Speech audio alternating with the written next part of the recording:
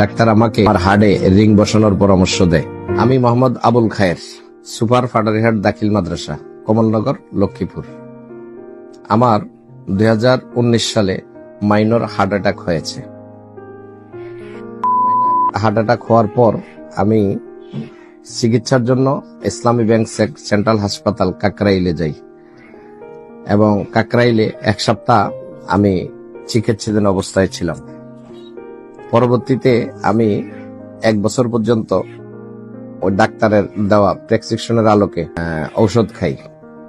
আমি যখন ঔষধ খাই তখন আমার শারীরিক অবস্থা ভালো থাকে, আর যখন ঔষধ ছেড়ে দিই তখন আমার বুকে জ্বালা পড়া, তারপরে বুক ধরপর এবং হাঁটা যায় না। 1 কেজি ওজন বহন করাও আমার জন্য কষ্টের সাধ্য। পরবর্তীতে পুনরায় আবার ডাক্তারের শরণাপন্ন হই। ডাক্তার আমাকে আমার হাড়ে রিং বসানোর পরামর্শ দেয় এবং ডাক্তারের পরামর্শের আলোকে আমি রিং বসানোর জন্য প্রস্তুতি সম্পন্ন করি।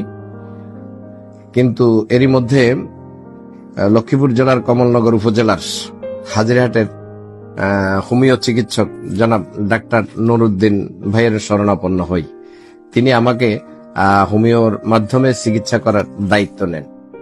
এক পর্যায়ে আমি তখন থেকেই হোমিও চিকিৎসা গ্রহণ করি।